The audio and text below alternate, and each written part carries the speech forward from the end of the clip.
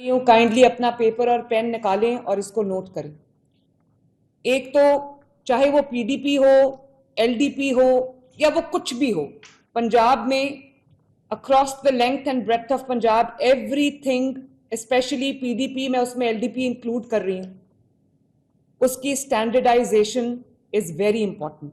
और स्टैंडर्डाइजेशन के लिए जो आपकी आपस की कम्युनिकेशन है, एक स्टैंडर्डाइज्ड जो डिज़ाइन है उसकी अप्रूवल, चाहे वो फुटपाथ्स का हो, चाहे वो पेवमेंट्स का हो, चाहे वो कॉबल स्टोन्स का हो, किसी चीज़ का भी हो, उसकी जो सीएस आपके ऑफिस की जिम्मेदारी है कोऑर्डिनेशन। बिकॉज एक शहर को नहीं पता कि दूसरा शहर क्या कर रहा है। Standardisation is your responsibility.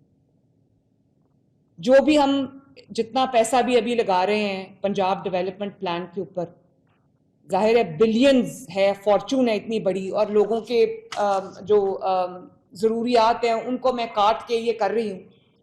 तो प्लीज़ मेक श्योर कि आपके पास सिर्फ ये प्लान नहीं है कि आपने सीवर लाइन बिछा दी है, आपने ड्रेनेज बिछा दी है और उसके बाद आपने सीमेंट से उसको बंद कर दिया तो हमारा पीडीपी हो गया। नो, आपके पास जो स्ट्रीट आप खोद रहे हैं, जो सड़क आप खोद रहे हैं, जो मोहल्ला आप खोद रहे हैं, आपके पास उसका end to end beautification plan होना चाहिए और everything has to be standardised. I again से फुटपाथ्स, सड़क बन गई, फुटपाथ टूटे हुए हैं, उसका वो इम्पैक्ट ही नहीं आता। फुटपाथ साथ साथ बनाते जाएं, पेवमेंट साथ साथ बनाते जाएं, ग्रीन बेल्ट्स, ग्रीन स्पेसेस, जो पीएचए का पूरा कंपोनेंट है उसको साथ इंटेग्रेटेड रखें आप अपने तमाम पीडीपी के और एलडीपी के प्लान के अंदर। उसके बाद जो आपके इलेक्ट्रिसिटी पोल्स हैं, क्योंकि अब आप वो उखाड़ के नए बना रहे हैं, नए लगा रहे हैं, तो जो वायर्स हैं और जो केबल्स हैं, अगर वो हैप्पैज़र्डली लगेंगी जैसे अभी लगी हुई है कि जमीन कोई टेढ़ी मेढ़ी, उसका वो इम्पैक्ट नहीं आएगा। तो जाहिर है जब आप इलेक्ट्रिसिटी पोल्स नए लगा रहे हैं या खोद के दोबारा लगा रहे हैं, प्लीज़ मेक श्योर कि जो इलेक्ट्रिसिटी वायर्स हैं, केबल्स हैं, उनको भी प्रॉपरली सिमेट्रिकली ऑर्गेनाइज करके आप वापस लगाएं। और उसके बाद जो, जैसे सीएस ने कहा, बहुत इंपॉर्टेंट बात है कि यूटिलिटी कॉरिडोर्स जो हैं, जो अंडरग्राउंड होंगे, उनको एक कॉरिडोर बनाना ताकि अगर कल को गैस के लिए कोई प्रॉब्लम होती है तो एक पॉइंट से वो करें, ये ना हो कि दोबारा पूरी स्ट्रीट या पूरी सड़क, पूरा मोहल्ला जो है वो दोबारा उनको खोदना पड़े। दूसरा, जब हम सड़कें बना रहे हैं, खोद रहे हैं, दोबारा से लाइंस ले कर रहे हैं, जहाँ जहाँ स्ट्रीट लाइट्स नहीं, वहाँ वहाँ, क्योंकि ये सारा बेसिक काम जो है ये गाँव में नहीं हो रहा, ये शहरों में हो रहा है, तो हमें जो तहसीलों में हो रहा है, तो हमें जो स्ट्रीट लाइट्स हैं वहाँ पर उनकी अवेलेबिलिटी, उनको इरेक्ट करना, उनको लगाना ताकि लोगों को जो आसानी हो, वो भी बहुत इम्पॉर्टेंट है। उसके बाद मैंने देख लिया है कि मैन होल के कितने मतलब 50-60 हज़ार नया मैन होल कवर आ रहा है। तो मैन होल का भी अभी मैंने जो मिनिस्टर लोकल गवर्नमेंट है जीशान, उन्होंने मुझसे एक अप्रूव करा लिया। आई थिंक जो नए लग रहे हैं पीडीपी के तहत, वो सारे एक ही स्टैंडर्ड के होने चाहिए। वो प्लास्टिक है, शायद वो बिक नहीं सकता, लेकिन इसके साथ जो रेलेवेंट इशू है वो ये है कि जो अभी भी चोरी हो जाता है और वो खुला पड़ा रहता है, मैं दोबारा उस पर स्ट्रेस करना चाहती हूँ। तमाम कमिश्नर्स, तमाम डीसीज, प्लीज एंश्योर आपका कोई मैन होल, कोई ट्रेंच, कोई जहाँ पर काम हो रहा है, खुदाई हो रही है, वहां पर अगर आप नहीं रख सकते इस वक्त, रात को किसी चीज से कवर कर दें और उसके इर्द गिर्द बाब वायर लगा दें ताकि बच्चे उसमें सुबह उठते साथ ही जो है वो कोई नाश्ता लेने जा रहा है, कुछ वो गिरे और वो खुदा न खास्ता नुकसान हो जाए। तो मैन होल्स को कवर करना, पुराने भी जो हैं जो खुले हैं उनको बंद करना, ये आपका जिम्मेदारी। एक और चीज बहुत इंपॉर्टेंट है, इसको काइंडली नोट करें कि जो पीडीपी एलडीपी में जितने भी नए मैन होल्स लग रहे हैं, मैंने ये देखा है कि मैन होल्स का थोड़ा सा लेवल सड़क से या स्ट्रीट से रेज्ड होता है। वहाँ कई दफ़ा मोटर बाइक से भी लोग ठोकर खा के जो है वो गिर जाते हैं, कई दफ़ा चलता चलता बंदा भी गिर जाता है, तो ये खेलते खेलते बच्चे गिर जाते हैं। प्लीज़ इंश्योर कि जो मैन होल्स हैं उनका लेवल वही होना चाहिए जो आपकी स्ट्रीट या सड़क का लेवल है, आधा मिलीमीटर भी रेज नहीं होना चाहिए। This is very important. ये लोकल गवर्नमेंट भी नोट कर ले, ये हाउसिंग भी नोट कर ले और ये तमाम कमिश्नर्स और डीसीज भी नोट कर लें। उसके बाद जो सीएस ने कहा कर्ब स्टोन्स, मैं पेंट करा करा के कर्ब स्टोन्स थक गई हूँ, और जाहिर है कि जब पेंट होता है तो वो वेयर आउट भी हो जाता है। तो जो सीएस ने कहा है कि जहाँ जहाँ कोई ऐसा कर्ब स्टोन लग सकता है जो येलो और ब्लैक, ओरिजिनली येलो और ब्लैक पिगमेंटेड अगर आ रहा है, तो वो आप यूज करें, ताकि बार बार हमें पेंट करने की जहमत से और खर्चे से हम बचें।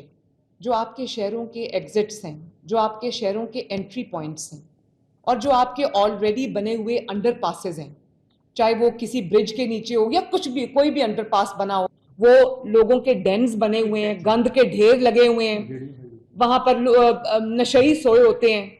तो तमाम अपने जो एग्जिट पॉइंट्स हैं, एंट्री पॉइंट्स हैं, अंडर पासेज हैं, जो ब्रिजेस के नीचे की स्पेस है, उसको सबको ब्यूटिफाई करें, बच्चों के खेलने की जगह बनाएं वहां पर। और जितना लोगों को आप इन्वॉल्व रखेंगे, जो बात मैं पहले कर चुकी हूँ लेकिन मैं दोबारा रिपीट करूँगी, जितना आवाम को आप उनके ये जो ब्यूटिफिकेशन के अंदर उनका हिस्सा रखेंगे, वो उतना उस चीज़ की प्रोजेक्शन अपने आप होगी। देखिए, ये जो भी हम कर रहे हैं कि लोगों की लिए एक ऐसी स्पेस क्रिएट करने के लिए, ऐसी लिविंग स्पेस, एक ऐसी जो एक एनवायरनमेंट क्रिएट करने की कोशिश करें कि उनको लगे कि उनकी हुकूमत को उनका ख्याल है, हुकूमत ने उनके लिए ब्यूटिफाई किया है, उनके बच्चों के लिए उनकी जो एक माहौल को खूबसूरत किया है। तो प्लीज़ जहाँ जहाँ पे पंजाब डेवलपमेंट प्लान इम्प्लीमेंट हो रहा है, वहाँ पे वॉकिंग ट्रैक्स बनाएं पब्लिक के लिए, ओपन एयर जिम्स बनाएं जैसे टर्की में बने हुए हैं, ताकि लोग सुबह सुबह उठ के, उनका उसमें कोई ज़्यादा पैसा नहीं लगता, लेकिन उसको आप वो करें। और उनकी एंटरटेनमेंट की स्पेसेस, जो मैंने अभी जैसे बात की कसूर में, वो जो हमने अभी वो देखी है 3D, कि जो भी आप जहाँ पर बेंचेस लगा रहे हैं, वहाँ पर एक छोटा सा जो है वो वेंडर्स का एक एरिया बना दें, छोटा सा फूड कोर्ट बन जाए, साइड्स पे पूरी वो फूड कोर्ट हो जाए, और बीच में बच्चों के, बड़ों के, फैमिलीज के बैठने की जगह हो जाए, ग्रीन स्पेसेस हो जाएं, ताकि लोगों को आपने इतनी अच्छी एक पैसा लगाया है, ब्यूटिफाई किया, लोग आके उसको एंजॉय तो करें। शाम को जब फैमिलीज निकलती हैं, लोगों के छोटे छोटे 2-2 मरले के, मरले का घर होता है, वो जब वहाँ से बाहर निकले तो उनको ये, बजाय इसके कि वो ग्रीन बेल्ट्स में बैठे हों और दस्तरखान बिछा के खाना खा रहे हो, तो बेहतर है कि कोई ऐसी उनको स्पेसेस क्रिएट करके दे दें जहां वो एंटरटेनमेंट स्पॉट्स बन जाए उनके बच्चों के लिए, उनकी फैमिलीज के लिए, एक कोई आउटिंग भी हो जाए, एक मेंटल रिलैक्सेशन का भी कोई एक पूरा सिस्टम हो जाए। तो बाकी कल इंशाअल्लाह ताला मैं आपके साथ बैठ के आपका जो फायर सिस्टम्स हैं उनका ऑडिट हम करेंगे, नए SOPs बनाएंगे, फायर सेफ्टी सिस्टम्स जो है उनको हम बीफ अप करेंगे, स्ट्रेंथन करेंगे। जहां जहां शॉर्ट सर्किटिंग का डर है, चाहे वो गवर्नमेंट डिपार्टमेंट्स हों या वो कोई पब्लिक हॉस्पिटल्स हों, पब्लिक सेक्टर स्कूल्स हों, या इवन जो प्राइवेट सेक्टर की एस्टेब्लिशमेंट्स हैं, एक हमारा चेक जो है वो पूरा होना चाहिए कि कहीं फायर ये जो सेफ्टी मैकेनिज्म्स हैं, और जो आपका जो शॉर्ट सर्किटिंग की वजह से खुदा न खास्ता जहां आग लग जाती है, तो वो उसको हम एड्रेस करें। इसको आपने देखना है, कल हम इसके ऊपर डिटेल मीटिंग करेंगे। आई होप आपने तमाम पॉइंट्स जो है वो नोट कर लिए हैं। शुएब, जितने भी मेरे इंस्ट्रक्शंस हैं ये आप राइटिंग में व्हाट्सएप ग्रुप में, डिस्ट्रिक्ट मैनेजमेंट ग्रुप में आप डाल दें। ठीक है जी, thank you very much for your time जी, अल्लाह ताला हमें इसमें कामयाबी दे। Thank you very much. वज़ीर आला पंजाब मरीम नवाज़ की कमिश्नर्स और डिप्टी कमिश्नर से पंजाब डेवलपमेंट प्लान की पेशरफ्त का जायज़ा लेने के बाद इजलास से गुफ्तगू। उन्होंने कहा कि वज़ीर आला का कमिश्नर और डिप्टी कमिश्नर से खिताब जारी था। उन्होंने कहा कि पंजाब में तरक्याती मनसूबों पर अरबों रुपए खर्च किए जा रहे हैं, तरक्याती मनसूबों में ग्रीन बेल्ट्स का तहफ़्फ़ुज़ यकीनी बनाया जाए। कोट राधा किशन में अलामा इकबाल ट्रेन के इंजन में अचानक आग भड़क उठी। रेस्क्यू फायर फाइटर्स ने मौके पर पहुंचकर आग पर काबू पा लिया, ताहाल इंजन में आग लगने की वजह मालूम न हो सकी। कोट राधा किशन में अलामा इकबाल ट्रेन के इंजन में आग लग गई। ट्रेन ड्राइवर ने रेलवे फाटक पर ही ट्रेन को रोक दिया। रेस्क्यू फायर फाइटर्स ने मौके पर पहुंचकर आग को बुझाया। रेलवे हुकाम के मुताबिक ट्रेन में आतिश ज़दगी के बायस किसी किस्म का कोई जानी नुकसान नहीं हुआ। कूलिंग का अमल मुकम्मल होने पर ट्रेन को रवाना कर दिया गया। सबसे पहले बात, गुल प्लाजा की आग ने सब कुछ तबाह कर दिया। आग के बाद बेसमेंट का हाल क्या हुआ, अंदरूनी मनाजिर सिर्फ समा पर। बेसमेंट में दुकानें जलकर राख हो गईं, सीढ़ियां उखड़ गईं, हर तरफ धुआं और आग बुझाने के लिए इस्तेमाल होने वाला पानी जमा है। धुएं और ऑक्सीजन की कमी के बायस रेस्क्यू एहलकारों को सर्च ऑपरेशन में मुश्किलात का सामना है। मजीद जानते हैं नुमाइंदा समा फरवा अली से। फरवा, बताइएगा। इस वक्त हम गुल प्लाजा की बेसमेंट में मौजूद हैं। गेट नंबर 2 है। मेरे कैमरामैन फरहान आपको दिखाएं कि रेस्क्यू एहलकारों की जानिब से मुसलसल कोशिश की जा रही है कि जो अंदर की जानिब लोग हैं उनको बचाया जा सके। हम जितनी फासले से हो सकता है उतने फासले से दिखाते हैं। इससे आगे नहीं जा पाएंगे हम लोग। आगे हीटा पे सारी देगा, हीटा पे सारी सर क्या करेंगे?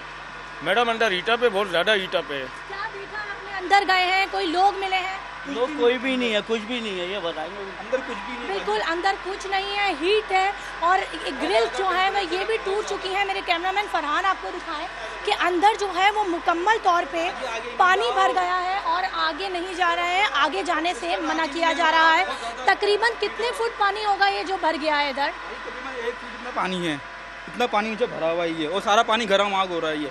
अच्छा, अंदर कोई आग की भी इत्तला है? आग लगी हुई है? आग सामने लगी थी, हम लोगों ने बुझा दी। अच्छा, दीवारें जो है वो बिल्कुल मुकम्मल तौर पे काली हो चुकी हैं। नीचे पानी भरा है। सीढ़ियाँ जो है वो भी ऊपर तक पानी देखा जा सकता है। नीचे पानी है।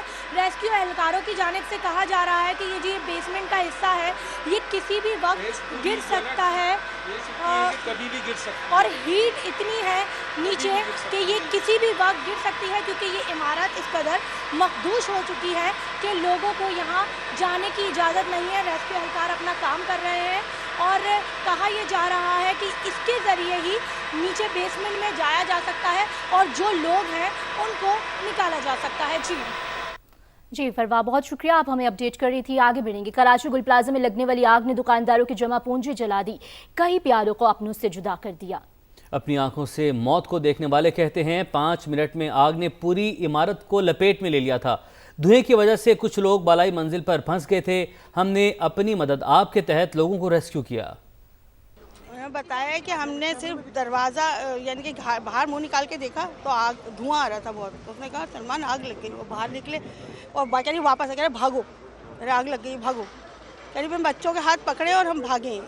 वहाँ से निकली, कह रही इसी गेट से निकली थी, तो कह रही यहाँ पे एकदम शटर में आग के शोले निकले। 5 मिनट में पूरी बिल्डिंग आग के लपेट में। ऊपर के गेट तकरीबन बंद हो चुके थे, नीचे के भी बंद थे, जो नीचे आग नहीं फैली थी एकदम। ये लोगों ने नया माल डाला था ईद की वजह से। अगर ये चाहते लोग बचा लेते, अगर रेस्क्यू करते लोग बच जाते। इन्होंने रेस्क्यू ही नहीं किया।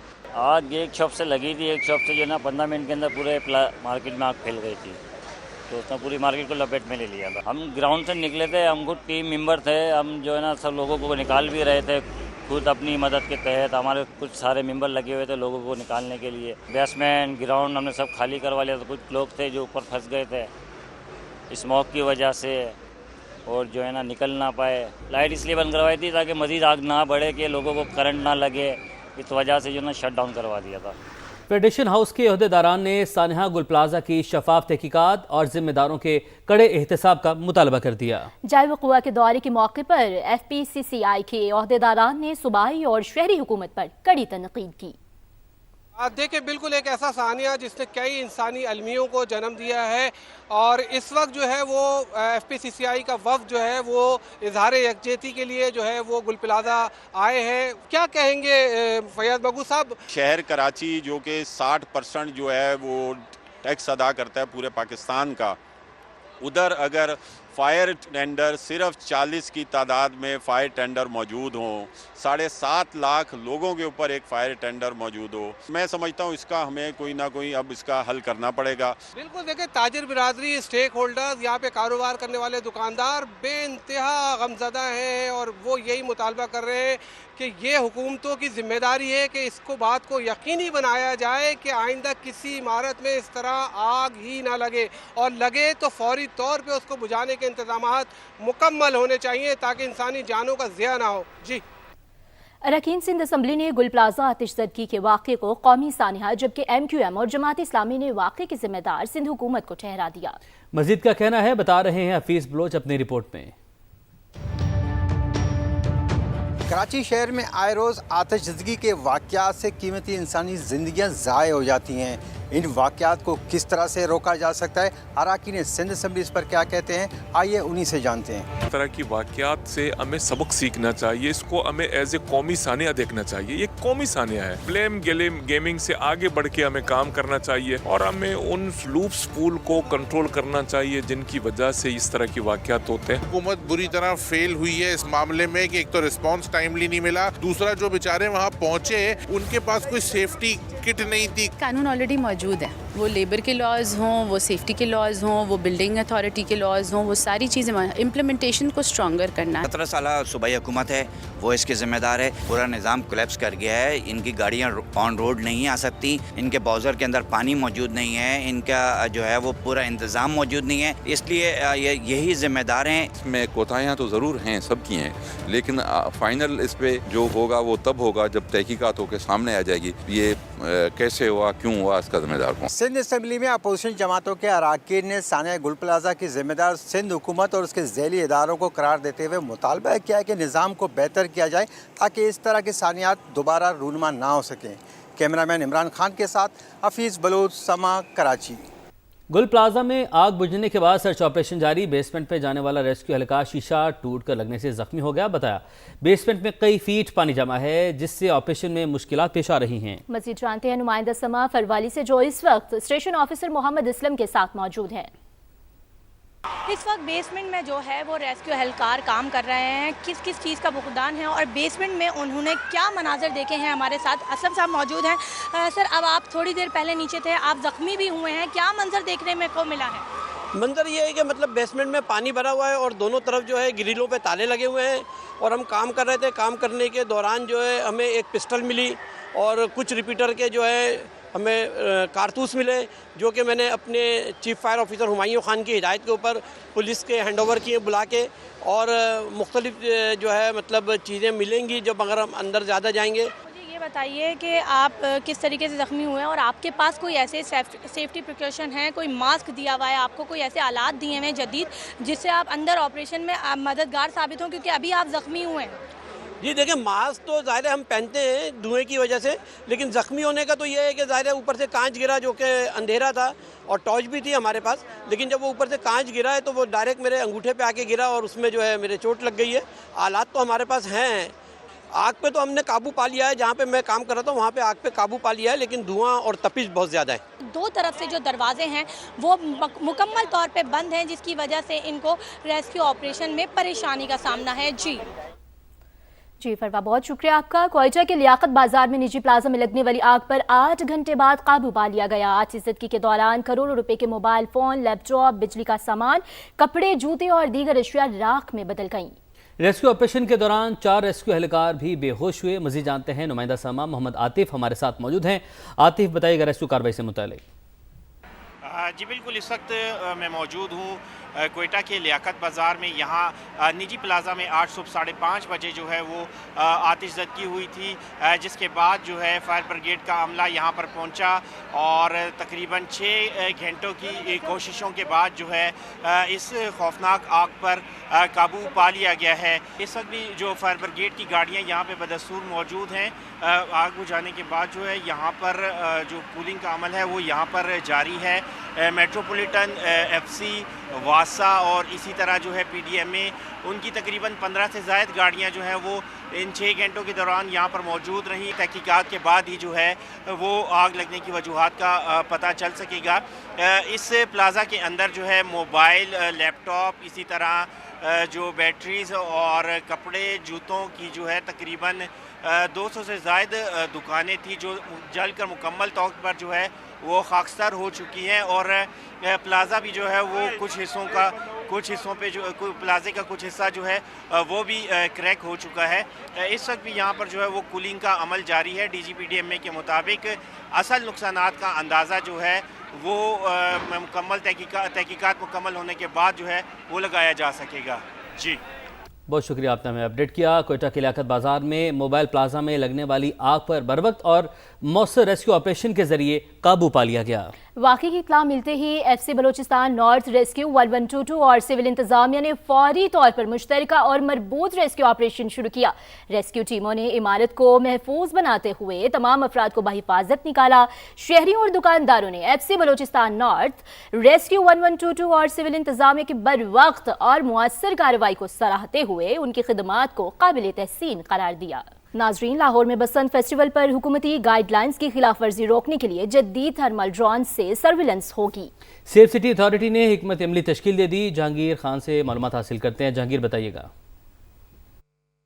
जी, लाहौर में बसंत फेस्टिवल पर धाती डोर के इस्तेमाल, हवाई फायरिंग समेत दीगर खिलाफ वर्जियों की रोकथाम के लिए सेफ सिटी अथॉरिटी ने प्लान तश्कील दे दिया है और जदीद थर्मल ड्रोन्स की मदद से सर्वेलेंस की जाएगी ताकि किसी भी किस्म की कानून की खिलाफ वर्जी जो है उसको रोका जा सके। इस हवाले से मज़ीद बात करते हैं, हमारे साथ मौजूद हैं DSP safe cities Imran Khan साहब। इनसे जानते हैं कि क्या इकदाम किए गए हैं और किन खिलाफ वर्जियों पर कानून हरकत में आएगा। हमने अपनी मैनेजमेंट पुलिस के तावन से जो एरियाज़ को आइडेंटिफाई किया है वहाँ पर हम ड्रोन को डिस्पैच करेंगे। कोई ऐसी खिलाफ वर्जी जिस पर 15 की कॉल होती है और वो गवर्नमेंट की गाइडलाइंस को कोई नज़रअंदाज करते हैं तो उस पर हमारे सेफ सिटी ड्रोन्स वहाँ पर डिस्पैच करेंगे और उसकी सर्विलेंस करेंगे। ये ड्रोन इसमें दिन और रात की तमीज़ नहीं है, दोनों अंधेरे में भी उसी तरीके से एफिशिएंटली ये काम कर रहे होते हैं। थर्मल ड्रोन्स हैं जो कि हीट सिग्नेचर की मदद से आइडेंटिफाई कर रहे होते हैं इंसानों को भी, जानवरों को भी। बसंत फेस्टिवल पर और बसंत फेस्टिवल के बाद भी ये सर्विलेंस जारी रहेगी ताकि बसंत ख़त्म होने के बाद अगर कोई पतंगबाजी करता है तो उसको गिरफ्तार किया जाए और उसके खिलाफ कानूनी कार्रवाई अमल में लाई जाए। जी।